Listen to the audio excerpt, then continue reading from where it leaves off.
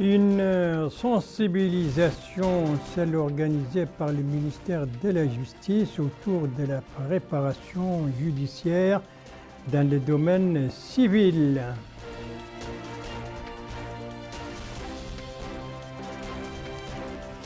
Une arrivée, celle à la Mecque des derniers contingents de nos pèlerins qui se trouvent désormais au grand complet dans cette ville sainte, donc pour entamer leur pèlerinage. Des préparatifs, ceux de la reprise de la pêche artisanale après 2 mois de repos biologique, donc préparatifs au niveau de la capitale économique.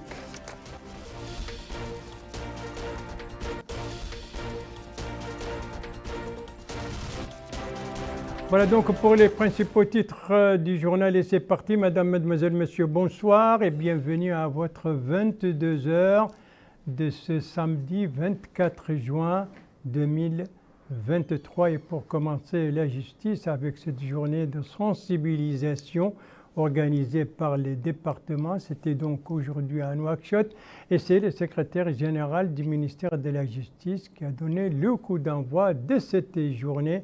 Alors, l'objectif de cette journée avec Cheikhna Cheikh-Saadbou.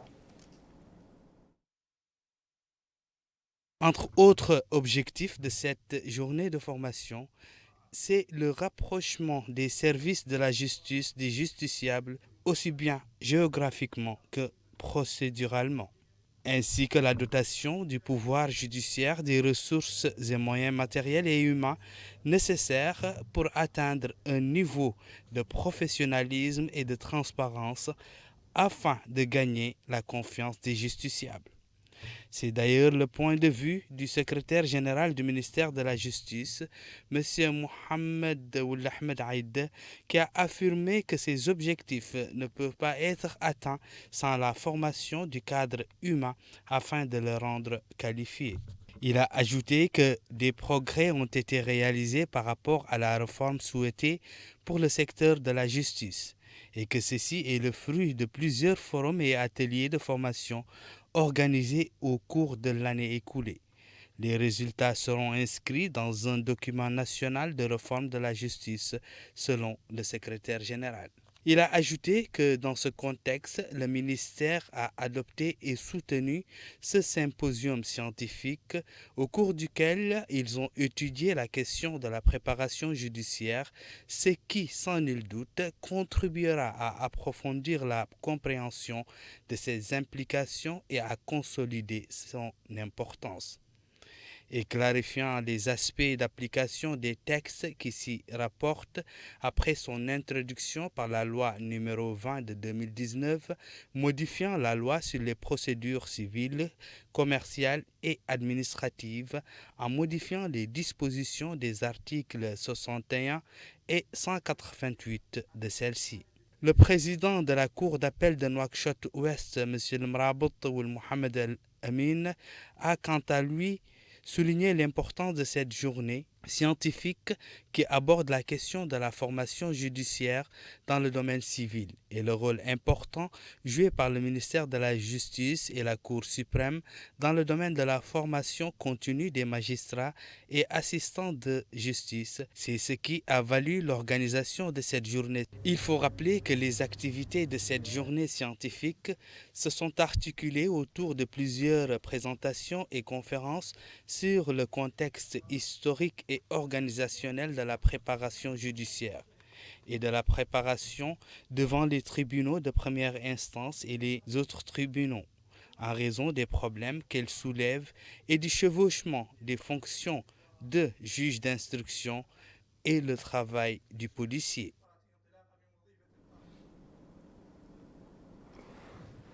La préparation donc judiciaire au niveau du domaine civil, tel était donc les thèmes de cette journée scientifique organisée aujourd'hui à Nouakchott par les ministères de la Justice. Autre activité également à Nouakchott, mais cette fois c'était hier soir et c'est dans le domaine culturel.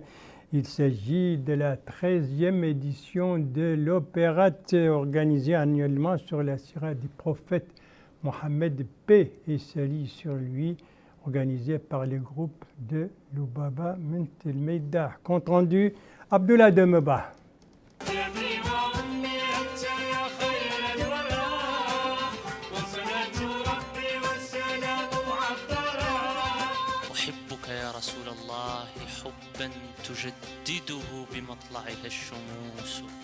Plusieurs artistes et acteurs ont pris part à la 13e édition de l'opéra de la Sira du prophète Mohammed, paix et salut sur lui, ce qui est organisé par l'orchestre de la cantatrice Lubaba Bint Meida. Plusieurs artistes sont relayés le long de la soirée pour cet événement de maître qui est organisé chaque année. Le conseiller du ministre de la Culture, de la Jeunesse et des Sports et des Relations avec le Parlement a salué l'organisation de ces soirées de maîtres par cet orchestre. Il a en outre exprimé des remerciements à l'endroit des organisateurs au nom du ministre de la Culture, de la Jeunesse et des Sports et des Relations avec le Parlement. L'initiatrice de cet événement et chef d'orchestre a pour sa part salué la présence des différents invités de marque et jeunes qui ont pris part à ces rencontres. Plusieurs artistes se sont tour à tour relayés, mettant en avant le riche patrimoine culturel national à l'aide de folklore et de médecine naboui. L'organisation de bienfaisance Cheikh Aya a été distinguée au cours de ces soirées au vu des œuvres de cette organisation dans le domaine caritatif. Voilà, l'opérette donc annuelle, organisée annuellement sur la sira du prophète, autrement dit sur la vie du prophète Mohammed, paix et salut sur lui. Nous restons toujours dans les domaines religieux, mais cette fois pour parler de nos pèlerins dont le nombre total s'élève cette année à 3500 personnes. Donc tous nos pèlerins se trouvent désormais dans la ville sainte de la Mecque. Et cela depuis l'arrivée des derniers contingents dans cette ville. Compte rendu de notre envoyé spécial au lieu saint de l'islam, Mokhtar Baba Ahmedou, compte rendu revient en français par Aminata Khan. Les 3 derniers contingents de nos pèlerins, le 4e, 5e et 6e, sont bien arrivés à la Mecque où ils ont effectué le tawaf d'arrivée à la Kaaba et la marche entre Safa et Marwa. Avec l'arrivée du 4e, 5e et 6e contingent de nos pèlerins pour l'année 1444 de l'Hégire en bonne santé, ils se préparent armés d'une forte foi pour accomplir les rituels restants du Hajj, surtout la journée bénie d'Arafat. Donc dans 2 jours, Inch'Allah, on ira le lundi prochain, on ira à Arafat, Inch'Allah. Et ça s'est très bien passé depuis le départ, on est passé par Médine. Et on a fait pas mal de visites, machallah, ou pas mal de lieux saints. Donc, depuis Uhud et les 7 mosquées, la mosquée Rouba et tout. Et actuellement, on est à Makkah et dans 2 jours, Inch'Allah, aussi, on ira à Arafat. Et ça s'est bien passé le séjour à Makkah. On est passé par le Tawaf et le Sa'i, Safa ou le Marwa. Et maintenant, machallah, on est là, on se repose. Petit à petit, on va à la prière, prendre les hasanat. Donc, vu que quand on fait la prière à la mosquée de l'Ihram ou dans tout le territoire Ihram, on est récompensé par 10 000. Donc, une salade équivaut à 10 000 salades. Donc, on ne va pas rater cette occasion. Et nous prions qu'Allah accepte toutes nos prières, exauce tous nos vœux et pardonne tous nos péchés, et ainsi qu'à nos parents qui nous ont quittés et toute la Oumma islamique, Inch'Allah. Plusieurs de nos pèlerins que nous avons rencontrés ont fait part de leur satisfaction quant au bon déroulement des conditions du pèlerinage de cette année et exprimé leur gratitude et leur reconnaissance à l'endroit des autorités représentées par le ministère des Affaires islamiques et de l'enseignement originel pour les services rendus, à commencer d'abord par la simplification des procédures en Nouakchott, en passant par les opérations de transport entre la Mecque et Médine qui se sont déroulées dans de très bonnes conditions, mais aussi les excellentes conditions d'hébergement. L'équipe médicale n'est pas en reste car il accompagne nos pèlerins tout au long de leur voyage vers les lieux saints de la Mecque. À notre micro, l'équipe médicale d'accompagnement représentée par son chef a déclaré que la majorité de nos pèlerins sont en bonne santé.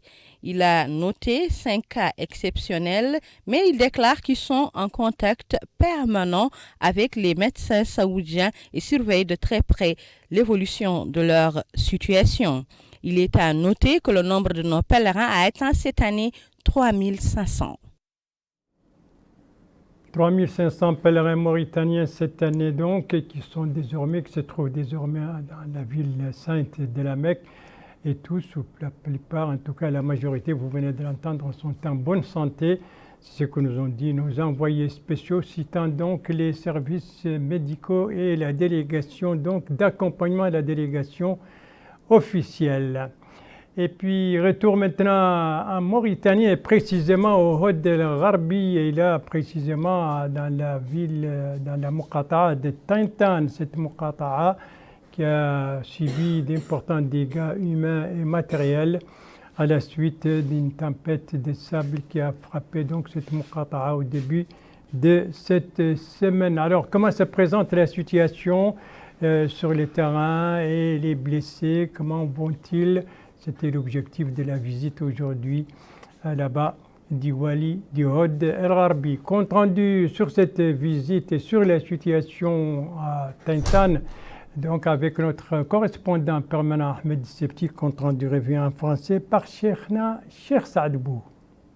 Sur ces images, vous pouvez voir l'ampleur des dégâts causés à Taintan et les localités environnantes de la même Muqata'a par une tempête de sable accompagnée d'averses de pluie. Le bilan était lourd, un mort et plusieurs blessés, ainsi que d'énormes dégâts matériels. Les autorités administratives de la Muqata'a et celles de la Wilaya se sont vite rendues sur place et toutes les dispositions ont été prises pour venir en aide aux sinistrés. Une commission a été mise en place pour recenser le nombre de personnes touchées, un nombre qui a atteint 600 familles en tout dans les différentes localités touchées par la tempête, dont 300 familles à Taintan. Le Wali du Hod El Gharbi, à la tête d'une forte délégation, s'est rendu sur place pour s'enquérir de la situation d'une part et superviser la distribution d'aide d'autre part.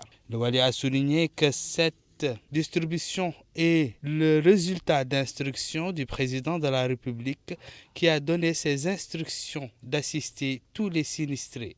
Quant au président du conseil régional du Hod El Gharbi, il a remercié les pouvoirs publics pour la rapidité de l'intervention et pour l'oreille attentive aux problèmes des populations. Le maire de la commune de Taintan a lui aussi remercié les autorités pour la rapidité des actions menées pour venir en aide aux populations de Taintan, mais également loué le rôle du commissariat à la sécurité alimentaire qui a tout de suite commencé à distribuer des vivres aux sinistrés. Le représentant du commissariat à la sécurité alimentaire a affirmé que cette intervention est le fruit d'une stratégie mise en place en cas de problème de cette nature. Les sinistrés ont bien accueilli ces aides qui, selon eux, leur permettent de retrouver un peu de confort après les énormes pertes subies. Il faut rappeler que plus de 300 familles à Taintan seulement bénéficient de tentes, de tapis, de couvertures, en plus de denrées alimentaires, ainsi que les autres familles hors de Taintan. Il faut noter que les sinistrés ont bien accueilli ces aides qui, selon eux, leur permettent de retrouver un peu de confort après les énormes pertes subies. Plus de 300 familles, rien qu'à Taintan, bénéficient de tentes, de tapis, de couvertures, en plus de denrées alimentaires, ainsi que les autres familles qui sont hors de Taintan. Voilà, donc venir en aide, un soutien moral et matériel donc aux sinistrés de Taintan, de la Muqata'a de Taintan à la suite de cette tempête donc de sable qui a sévi là-bas au début de cette semaine. C'était entre autres l'objectif donc de la visite du Wali sur place, mais aussi des aides que vous avez vues, que ce soit du côté de du CSA que d'autres donc institutions, tout cela donc Le Wali s'en est rendu compte aujourd'hui au cours de sa visite. Eh bien, son collègue du Zemmour, lui, n'a pas effectué une visite, mais il a plutôt présidé une inauguration, celle d'une grande mosquée à Zouérat. Ça, c'était aujourd'hui dans la capitale minière du pays. Compte rendu de notre correspondant permanent Mohamed Bilal, compte rendu revient en français par Abdoulaye Demeba. Cette nouvelle mosquée est apte à accueillir 5 000 voire 7 000 prières. La mosquée Bata, située au centre de la ville de Zouérat, a été inaugurée en présence du Wali du Zemmour et de l'ancien président de l'Assemblée nationale. En plus de ces lieux de culte, ce complexe comprend aussi une mahadra au logement dédié à l'imam, des toilettes entre autres. Le directeur régional adjoint des affaires islamiques et de l'enseignement originel de la wilaya du Zemmour a affirmé que cette mosquée se distingue par son emplacement stratégique se situant au centre de la ville. Il a par ailleurs loué les vertus et avantages pour tout bienfaiteur qui s'adonne à la construction de ces lieux de culte. Il n'a pas manqué de remercier tous ceux qui ont contribué à la construction de cette mosquée. L'imam de la mosquée a félicité tous ceux qui ont pris part à l'édification de ces lieux de culte. Il a aussi remercié les habitants de cette ville. Il a enfin mis en avant l'importance de pareils actes de bienfaisance. Voilà, donc Zouérat dispose désormais d'une nouvelle mosquée inaugurée aujourd'hui. Il s'agit de la mosquée El Bita, inaugurée donc à la satisfaction des populations locales. Autre satisfaction, mais cette fois du côté de Makta al-Hjar au Brakna, satisfaction des artisans de cette Muqata'a après ce geste fait à l'égard par le ministère du Commerce, de l'industrie, de l'artisanat et du tourisme. De quoi s'agit-il? En quoi s'agit-il? Il s'agit de ce geste-là. Élément de réponse avec notre correspondant permanent là-bas, Abdelwadoud Sidina, compte rendu revient en français par Aminata Khan. Distribution d'une importante quantité d'outils et d'équipements liés à l'artisanat pour venir en aide aux artisans traditionnels au niveau de la Muqata'a de Mahra Rahjar dans la wilaya du Brakna. Les outils distribués sont choisis suivant le type de productivité dans la Muqata'a de Mahra Rahjar, à savoir des outils pour l'industrie de cuir, mais également du matériel agricole. Présent à la rencontre et supervisant la cérémonie, le Wali Moussaed Mohamed Abdel Vettah Ould Ahmed était accompagné des autorités administratives et sécuritaires. L'occasion pour le directeur de l'artisanat et des métiers au ministère du Commerce, de l'Industrie, de l'Artisanat et du Tourisme, Abidine Ould Baba, d'indiquer au cours de son allocution pour la circonstance que cet appui s'inscrit dans le cadre des efforts du gouvernement visant à la promotion de l'artisanat national, ajoutant que les équipements et outils distribués au profit de cette composante socio-professionnelle a un rôle clé dans le développement économique du pays et sont financés sur le budget de l'État. Il a souligné que compte tenu de la réalité de l'artisanat et la prise de conscience du rôle joué par les artisans traditionnels, une nouvelle vision basée sur la justice et l'égalité des droits a été mise sur pied. Les bénéficiaires ont tour à tour pris le micro et indiqué que cette distribution va permettre la multiplication de leur productivité, l'augmentation de leurs revenus, mais également l'amélioration de la qualité des produits qui constituent un objectif pour la modernisation de leur profession. Ils ont également remercié le ministère du Commerce, de l'Industrie, de l'Artisanat et du Tourisme pour cette distribution. Renforcer les capacités donc des artisans traditionnels au niveau de la Muqata'a de Makta al-Hjar au Brakna. C'est donc l'objectif de cette distribution de matériel, d'équipements et d'outils donc fait par le ministère du Commerce, de l'Industrie, de l'Artisanat et du Tourisme à leur égard et comme leurs collègues aussi d'Elmina hier ici au niveau de Nouakchott Sud en ont eu autant. Voilà, eux, plutôt, ont vécu à l'ère d'une reprise d'élection. Eux, ce sont les habitants de la commune de Noual qui relèvent de Néma, et cela conformément à la décision de la Cour suprême. Alors, de quoi s'agit-il? Combien de bureaux, combien de partis Donc pour cette reprise, c'est ce que nous dit notre correspondant permanent là-bas, El-Varel Cheibani, compte rendu revient en français par Cheikhna Cheikh Saadbou.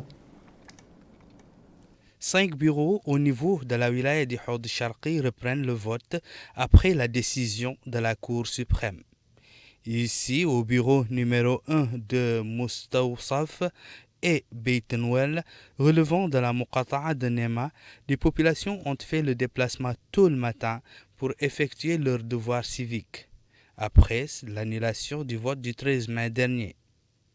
Un vote qui permet, selon ce citoyen, d'exprimer son choix, mais également de contribuer à la consolidation des acquis démocratiques. Cette jeune fille affirme quant à elle que l'opération du vote s'est déroulée sans grande difficulté, appelant les candidats à respecter le verdict des urnes. Le représentant de la CENI a déclaré que la Commission électorale nationale indépendante a déployé la logistique nécessaire pour le bon déroulement de l'opération.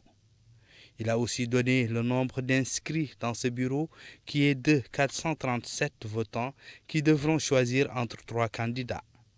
Pour la clarté et la transparence, les représentants des partis ont été impliqués dans le processus, a-t-il dit. Les représentants du bureau ont à l'unanimité salué la transparence et la bonne organisation de cette opération. Voilà, ça c'était la reprise donc, du vote au niveau de ce bureau à Houd El Gharbi. Autre reprise également des opérations de vote, mais cette fois au Gorgol et conformément à la décision de la Cour suprême. Donc, cela concernait des bureaux dans les 2 communes, dans les 2 Muqata'a de Foundesivé et de Magama. Mohamed Ali, c'est un compte rendu de Mohamed Ali Salek, contre notre correspondant permanent, compte rendu revient en français par Abdoulaye Demaba. Le vote a été repris au niveau de 6 bureaux de vote conformément à la décision de la Cour suprême. Et ici à Magama, 3 bureaux de vote ont accueilli les électeurs inscrits à l'école numéro 3. 9 partis politiques qui sont en liste pour la municipalité étaient représentés au niveau de ce centre de vote. Le chef de ce bureau de vote a déclaré que les opérations se déroulent normalement. Il a indiqué qu'ils ont débuté au moment opportun, c'est en présence des différents représentants des partis politiques en liste. Ce bureau, dit-il, est celui qui enregistre une forte influence d'électeurs. Il a enfin indiqué n'avoir recensé aucune anomalie. À Toufoundessi aussi, 3 bureaux de vote ont repris le scrutin. Un au niveau de la ville et 2 autres dans les regroupements villageois situés le long du fleuve. Ce scrutin s'inscrit dans le cadre de l'élection du maire avec 6 candidats qui sont en lice. Le chef du bureau de vote numéro 1 de Haddad a affirmé que l'opération se déroule très bien. On a, dit-il, une forte affluence. Les représentants des partis politiques en lice se sont par ailleurs exprimés. Ils ont tour à tour salué le déroulement du scrutin. Ils ont aussi précisé que depuis le début du scrutin jusque-là, ils n'ont recensé aucun problème. Rappelons que ce scrutin se déroule sous la supervision de la Commission électorale nationale indépendante CENIA. Reprise donc des opérations de vote au niveau de certains bureaux dans les communes de Toufoundesivé et de Magama. Voilà, et puis il faut dire que ces élections donc du mois dernier étaient également au centre d'une activité entreprise aujourd'hui par le parti Messar. On doit voir les images, les voilà, et bien quelle est cette activité? Il s'agit d'un atelier d'évaluation de l'action de ces équipes, des équipes de ce parti durant ces échéances électorales et durant la campagne électorale, et de faire sortir les leçons qu'il faut tirer pour l'action du parti, pour l'avenir.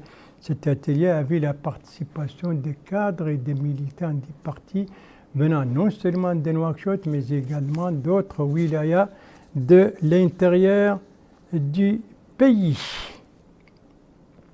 Après cette page électorale de l'économique, à présent avec les préparatifs de la reprise de la pêche artisanale après 2 semaines de repos biologique, en tout cas les préparatifs vont bon train et des dizaines de pêcheurs, des dizaines et des dizaines de pêcheurs artisanaux donc affluent vers notre capitale économique. Un reportage sur ces préparatifs de notre correspondant permanent là-bas, Mohamed Amar Belloul, compte rendu revue en français par Aminata Khan. 5000 pirogues vont bientôt reprendre leurs activités de la pêche artisanale après un arrêt biologique de 2 mois. Les pêcheurs issus de toutes les wilayas du territoire national commencent à revenir à Nouadhibou, notre capitale économique, pour reprendre leur boulot.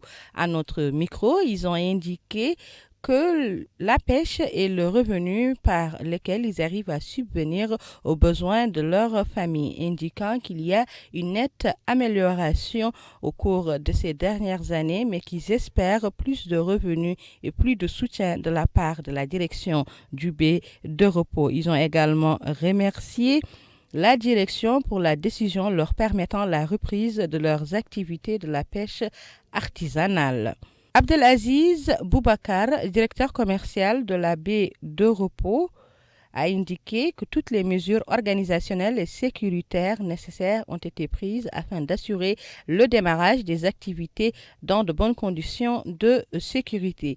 Il est à noter que le secteur de la pêche et de l'économie maritime est un important levier du développement économique, d'où l'importance de diriger les stratégies pour que les fils de ce pays pratiquent ce métier noble. Les préparatifs donc de la reprise de la pêche artisanale après 2 mois de repos biologique. Après donc maintenant nous allons parler de tout à fait autre chose. On doit voir les images.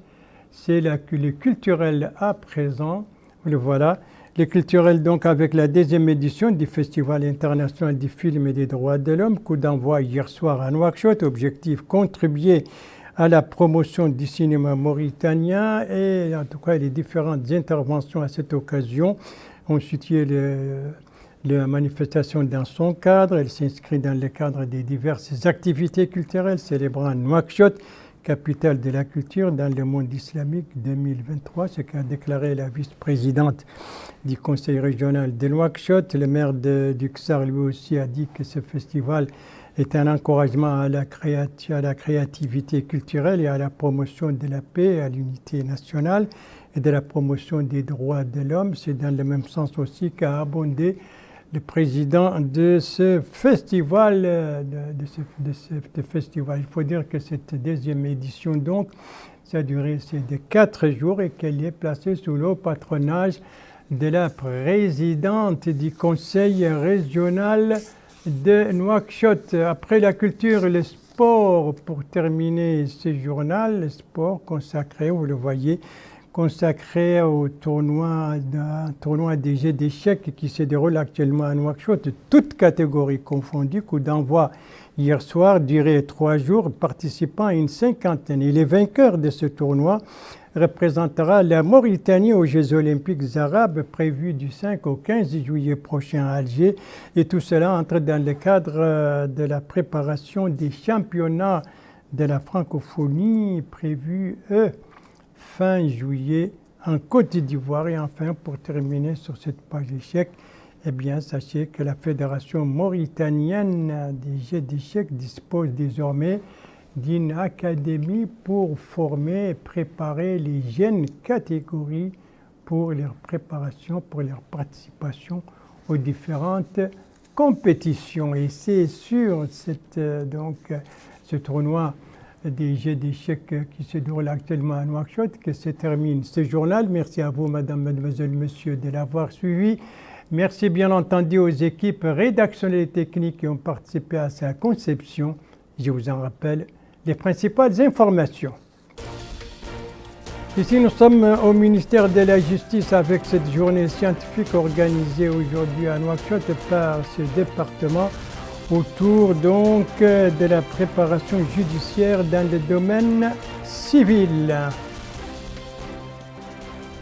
Ici, nous sommes à la Mecque avec tous les pèlerins mauritaniens, les 3500 donc, sont désormais au complet dans la ville et se portent bien, nous disent nos envoyés spéciaux. Ici, nous sommes à Nouadhibou, notre capitale économique, où les préparatifs vont bon train pour la reprise de la pêche artisanale après 2 mois de repos biologique.